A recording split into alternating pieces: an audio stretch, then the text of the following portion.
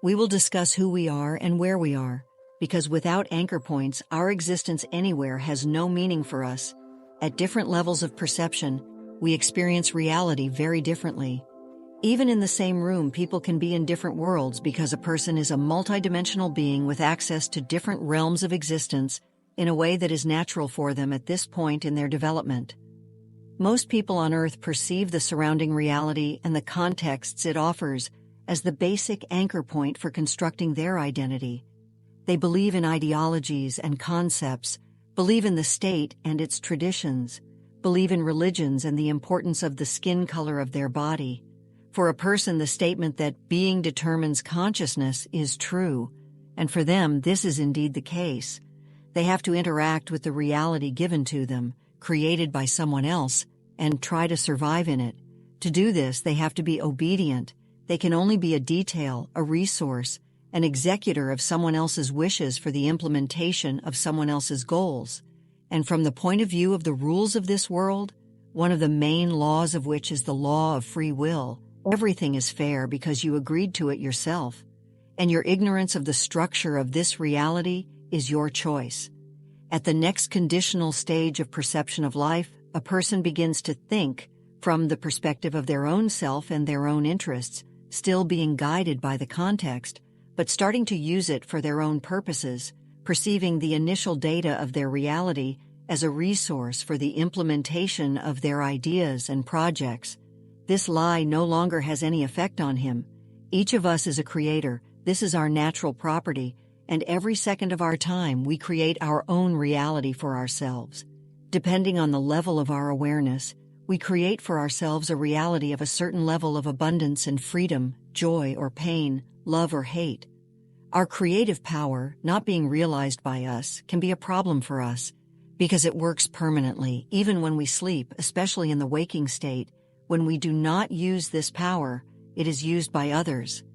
This is precisely why ideologies and concepts, mass culture and various isms are created, the essence of which is to make you believe in them and direct your creative attention and energy where they need it.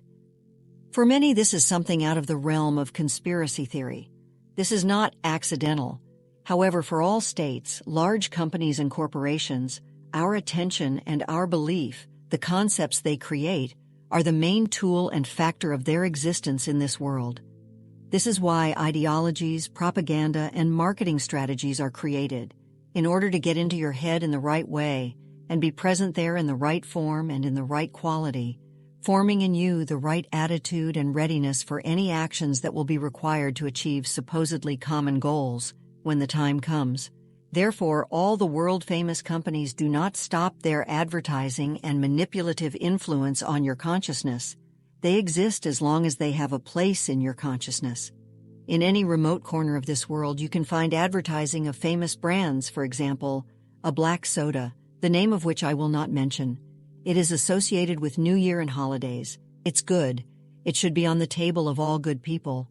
All their products are designed to make it a part of your reality, to evoke a certain emotion and attitude in you, to further strengthen the neural connections formed on this basis. If corporate marketing may seem harmless to us and only pump out our money, then the influence of ideologies and concepts on our perception of the world and our life is much deeper and far-reaching, can make us kill each other and die in the name of a great and supposedly common goal. For each new generation of people, their own concepts and their own isms are created, and the lesson of going through them is one of the first and most important on Earth in the time and event branch in which we find ourselves. We live in a system that is a layer between us and the absolute, and that exists at our expense, using us absolutely legally in its own interests through a loophole in planetary legislation concerning free will and choice. And it doesn't care what you want or what you dream about. That's why you can come here as a great musician, inventor, or artist to bring new meanings and experiences to this planet, and leave here as a handyman or accountant, or anyone else who is needed as an element of the system to serve a specific area of someone else's interests. This all sounds unappealing, but it is a given that must be understood in order to reclaim oneself. After all, if you are not on your own path, you are on someone else's. If you look at it from this perspective, Your dreams and callings no longer seem like abstractions and unnecessary things that can be left for better times that will never come. It is literally a matter of your life. Look around and see where other people's paths lead.